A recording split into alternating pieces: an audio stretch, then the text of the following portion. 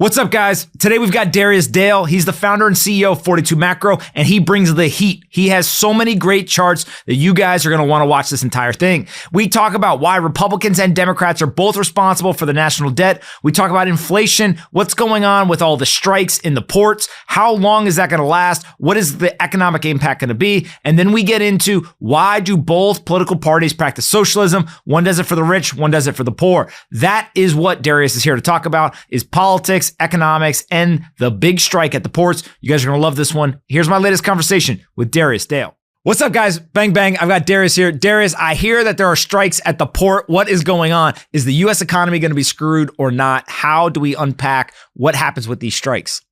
Hey, appreciate you. Thanks again for having me on. So, yes, it's likely to have a transitory impact. So let me take a step back and remind investors that the bulk of the goods that come into the country are coming in through a lot of these ports in the Gulf Coast and the East Coast. Obviously, we have the port of Long Beach as the big port out on the West Coast, but we are going to have a transitory stagflationary impact as a function of the shutdown in these ports. And so in terms of how best to monitor that and the impact on overall inflation, what we show here in chart one are the ISM manufacturing and services PMIs. They both contain sort of a sub-index called the percentage of respondents reporting slower supplier delivery times. So the higher that number goes, the slower and slower those supplier delivery times are going to go. And as you can see, the red line and the blue lines in that chart greatly shot up in the pandemic and in the post-pandemic economy, and then they shot up again once we dumped another couple $1 trillion on in the form of the Biden stimulus in early 2021.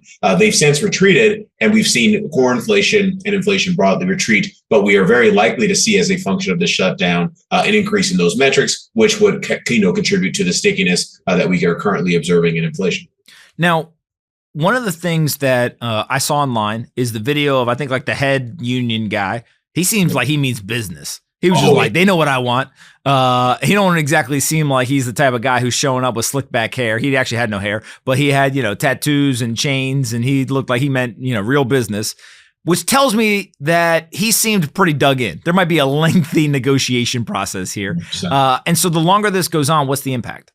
Yeah, so the longer this goes on, it's going to disrupt it's going to lower the probability of a soft landing. We don't think it'll make the soft landing not the modal outcome, but it will, at least on a transitory basis, disrupt some of these positive supply side dynamics that we have observed that have been contributing to what we believe is an elevated probability of a soft landing in the economy. So in the second chart here, we show in 3 panels non-farm productivity, the growth rate of that on a quarter-over-quarter SAR, 6-month annualized and year-over-year rate of change basis. And as you can see, we have above trend productivity growth currently. What we don't have right now, which is good, which is above trend unit labor cost inflation, which is the second panel, currently tracking at 0.4% quarter-over-quarter annualized. On a year-over-year basis, it's quite depressed as well. And then if you look at the bottom panel there, where we show the private sector employment cost index, as you can see, it's been all these metrics particularly with the private sector ECI, it's been persistently elevated relative to its pre-COVID trend, which is the light blue dotted lines in these charts. We've been slowing in recent quarters, but the reality is we still are comfortably above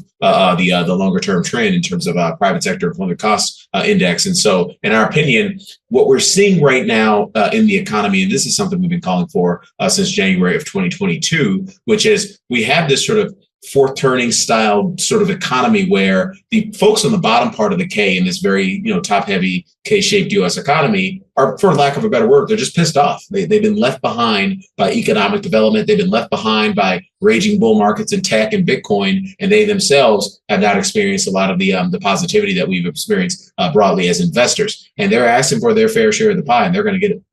Now, one of the things I've talked about a lot and got a lot of heat from kind of the political class and or the central bank class is, are we just going to move the inflation target from 2% to 3% and then claim victory over inflation? You have here that maybe there is something to this idea of like 3% being the new 2%. I don't think you're saying necessarily that it's the target that moves, but describe a little bit how you guys are looking at inflation, some of these changes.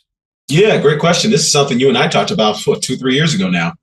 In terms of our views on inflation, when we first published our secular inflation model at the beginning of 2022, which was then calling for gravitation higher on the underlying trend of core PC inflation. So what this model does is it interpolates the normalized change of all these key leading indicators based on our research on the underlying trend of core inflation, and it tries to, I guess, sort of essentially forecast what the new underlying trend of core PCE inflation based on the change in the sort of the evolution of these different variables. And what we find is that if you look at the 2010 to 2019, sort of the 10-year run rate of core PCE inflation in that period, it was 1.6%. If you look at our projections for 2020 to 2029, our projections are calling for either 2.7% on the low end to 3.1% on the high end. Now, those numbers don't sound particularly different from 1.6%, but you think about it, it's sort of like a 50 to 100% change. And most importantly, both of those numbers, even our low end forecast, is comfortably above the Fed's 2% stated 2% price stability target. Now, we've been of the view that the Fed does not want 2% price stability. What the Fed wants more than 2% price stability is financial stability and economic stability. The inflation mandate has been their the third mandate relative to the other two, and we continue to believe that this is a Federal Reserve that will accept a higher trend level of inflation.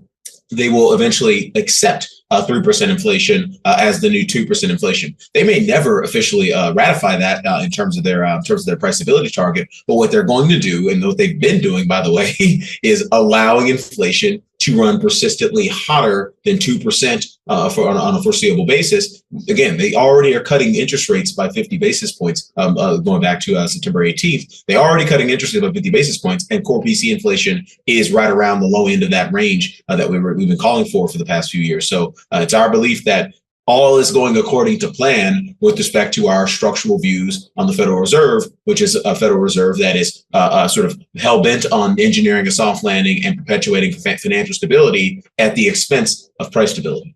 Now, one of the impacts of this is that you guys foresee more populism, and then you also think that both Republicans and Democrats practice a form of socialism. It's just a different target audience. And so explain these next two charts.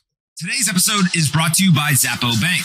Let this sink in for a moment. Over $500 billion in Bitcoin has been lost or stolen. Whether that is misplaced hardware wallets or an exchange that went bust, the risks are very real. That's why I think where and how you store your Bitcoin is absolutely critical. Now meet Zappo Bank, the world's first fully licensed and regulated Bitcoin-enabled bank. They're known as the Fort Knox of Bitcoin. With over a decade of expertise in Bitcoin custody, they blend no holdback security, including military-grade Swiss bunkers, cutting-edge digital protocols, and strict regulatory oversight. This comprehensive approach ensures your funds are always protected no matter what. With Zappo Bank, you can grow your wealth with interest paid out daily in Bitcoin. You can spend anywhere with zero FX fees using their global card, or you can make instant payments with the Lightning Network. Head over to zappobank.com/pomp to join. That's XAPOBANK.com/pomp. Go check out Zappo Bank today. Yeah, 100%. And so it's, obviously we have the upcoming elections. Kamala Harris, Donald Trump's kind of at the top of the ticket, but it's more than just a top of ticket race. It's really about how is the next sort of, if you will, the next batch of populism is going to be administered. Is it going to be administered in, socialism for the rich or socialism for the poor? But we're going to see more populism in the coming years as a function of the starting point of the sort of the sort of social contract in America has been broken, and it sort of started to get broken back in the early 2000s. I remember being a child in Seattle, and there were some big WTO riots when they were trying to allow China into the World Trade Organization. Obviously, the folks at the time who were protesting, and there was some violent protests. The folks at the time really understood the structural impact of allowing China with this very large sort of excess labor supply into the World Trade Organization, which is we're going to ship all of our jobs to China and we're going to have a hollowed out middle class. Well, that's exactly what this chart shows. The blue line in this chart shows employee compensation divided by national income. The red line shows corporate profits divided by national income. The horizontal dotted lines correspond to the mean of those time series from 1960 all the way through 2000. As you can see, the blue horizontal dotted line is way higher than the red horizontal dotted line in that time period. But over the past 20 to 30 years, we've seen a complete reversal in that relationship. Corporations are now making way more profits and taking a much higher share of the economic output than the workers. And as a function of that, you've had a big sort of acceleration in populism, boots on the ground across both sides of the aisle. It's the reason the Republican Party is now belongs to Donald Trump is because he, thanks to the work of my former colleague, one of my mentors, Neil Howe, thanks to the work that he's done on the Ford Turning, convinced them through Steve Bannon that this is the number one thing you need to care about as a politician, which is the reversal, the breakdown of this relationship. And ultimately, in our opinion, as long as this relationship remains structurally broken, we are going to continue to see voters on both sides of the aisle vote for more and more populism. Now, one of the things that always cracks people up when they learn this, because it violates everything that they've ever been told, is that both Republicans and Democrats continue to contribute to the national debt. Yep. Is that just going to continue? Doesn't matter who's in the office, national debt's going up? Yeah, 100%. I mean, there's, the path, I mean, they will go up the fastest in either a Democratic sweep, which is low probability, or a Republican sweep, which is a moderate probability. But the reality is the national debt's going to go up and it continue to accelerate. And we continue, based on our work on the Ford Turning, we did a big deep dive empirical study on how the various economic and policy dynamics have historically evolved in Ford Turnings. And one of the key takeaways is that you got to hammer the over on the growth rate of public debts and deficits, largely as a function of the populism that is demanded in these Ford Turning regimes. So quickly on slide 5, where we show the growth rate of government social benefits divided by household income, that's just been up and to the right. And you can see in the Ford Turning, which essentially began in roughly around the start of the global financial crisis, you can see the sharp accelerations, the murmurs. If you're looking at this like one of those EKGs, the murmurs are getting much bigger as a function of the demand for populism in these coming from the left side of the aisle. Then we also continue to see a socialism for the rich coming from the right side of the aisle as well. So the bottom panel shows the effective corporate tax rate, which is now 12%, down from a high of in the mid 40s, going back to the 1970s. That's just been lower and lower and lower. So the key takeaway is no matter how no matter how it's done, either profligate fiscal spending or cutting taxes and allowing the budget deficit to go up as a function of the previously ratified profligate fiscal spending, we continue to see sort of unfettered and unchecked growth in our public debts and deficits. And in our opinion, we think that conversation needs to change in this country around that as a function of the table we show on slide 6, Pom. This table, this is one of the most eye-opening sort of intellectual exercises that I've ever done with data, which is essentially to identify, we have this, unusual conversation in this country around which party is responsible for the debts and deficits, if only because of the success of Fox News and garnering a national audience. But the reality is both parties are essentially identical when it comes to burdening the country with debt. So if you look at, since in the post-war era, which began, obviously with the, Dwight D. Eisenhower, in the post-war era, we've seen Republicans and Democrats, the growth rate of the national debt be equivalent in the Republican and Democrat administrations. So if you look at the median after the cumulative debt growth, after 1 year from a Democrat regime, it's plus 6% versus plus 5% for Republican regimes on a median basis. After 2 years, it's plus 10% versus plus 12%. After 3 years, it's plus 22% versus plus 21%. And then after 4 years, you actually have Republicans on a median basis having generated more national debt at plus 26% versus plus 39%. And even if you want to X out Trump from the sample, which I believe is responsible to do, just to make the analysis more sound, then you're talking about a 26% versus a 36% median cumulative debt growth in Democrat versus Republican administration. So we actually have slightly more debt growth in this country when Republicans are the president, and that's largely as a function of what they are doing with taxes in terms of blowing hole in the federal budget deficit. One of the things that I said yesterday that now is, kind of a drum I want to beat is if you're a politician, you want to vote for spending, you should have to put your own money in every single deal. And so, if you want to spend $50 million on something, or you want to spend $5 billion, you got to put $500 or $1,000 of your own money into it. Yeah. And so very quickly, I think that spending would come down. Oh, yeah, totally. If it was their money, they take our money from us and then promise us our money back. Essentially, that's what they're doing at different rates. But, the key takeaway, and I don't want to turn this into a political size discussion, because at the end of the day, what we're trying to do for our clients here at 42 Macro is find the right economic answers so that we can, help them get into the right, asset allocations, right? That's at the end of the day, what we care about is making money in financial markets. And so, one of the key takeaways is that if you go to the next slide, slide 7, recession. We did another big deep dive empirical study. So, I probably said that 3 times already, but the reality is that's kind of what we do here at 42 Macro is deep dive empirical studies. And the key takeaway from this empirical study is that inflation is the most lagging indicator of the business cycle and is unlikely to return durably to trend absent a recession. So if you look at the chart on the left, where we show how the various cycles that comprise the business cycle have historically evolved in and around recession throughout on a median basis, looking at the 12 post-war U.S. business cycles. There's kind of a sequence to how this process works. First you have policy get restrictive. Let's call it, 15, 18 months out of a recession. Then profits break down. Let's call it a year ahead of a recession. Then liquidity breaks down. Roughly 3/4 out of a recession on a median basis. Then you have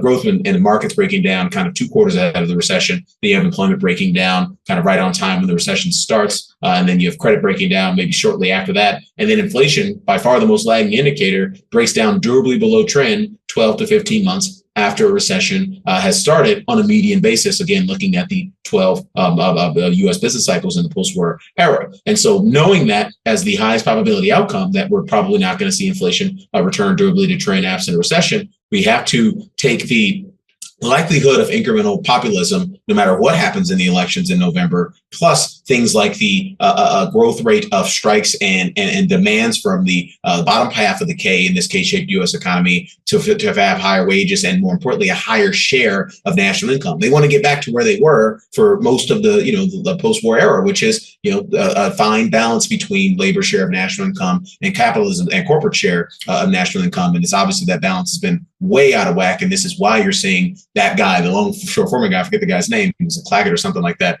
He is representing the pissed off voice of America, and they should be pissed off as a function of the policies that have been engineered over the past 20 to 35 years that have caused the K-shaped U.S. economy to get even more K-shaped. It's insane to watch this happen. Where can we send people to find you and learn more about 42 Macro? Yeah, I appreciate you, man. Thanks again for having me on. 42macro.com. Come check us out. We actually just published our new 3-hour macro class. That's going to be complimentary for the entire world. We're trying to change the world, man. I'm following your lead, how to make the world a better place, how to make people better people. So I'm doing my small part on trying to help investors become better at risk managing portfolios through the lens of sort of macro indicators and macro signals. So definitely come check that out if you guys have a chance. Amazing. That sounds awesome. I know what I'm going to watch tonight before the VP debate. I appreciate it. Looking forward to it. Awesome. Well, all right. Well, thank you so much for doing this, and we'll definitely do it again here in a couple of weeks. Awesome, brother. Be good. What's up, guys? I hope you're enjoying this episode, but I got a quick message for you. I just released my very first book. It's called How to Live an Extraordinary Life. In this book, there are 65 life lessons that I've picked up over the years. These lessons will teach you about money, investing, relationships, work, health, happiness, and much more. In this book, I wrote letters to each one of my children, and I tried to share those life lessons with them. If you pick up this book, there's 3 things that I can promise you. The first is that it is very concise. The audiobook is only 3 hours. You can listen to it on a long drive or on a rainy afternoon. The second thing is that you're going to learn something. It's worth the price of admission just for the lessons themselves. And then the third thing is it will make you think more deeply about your life and how you try to live it. So go pick up How to Live an Extraordinary Life today. It's a quick read. It's very impactful. It's very concise, and it would mean the world to me for the support. Go check it out today on Amazon, Barnes & Noble, or wherever you buy your books. Hardcover, audiobook, it all works. Thank you so much for the support, and I'd love to hear what you think about the new book.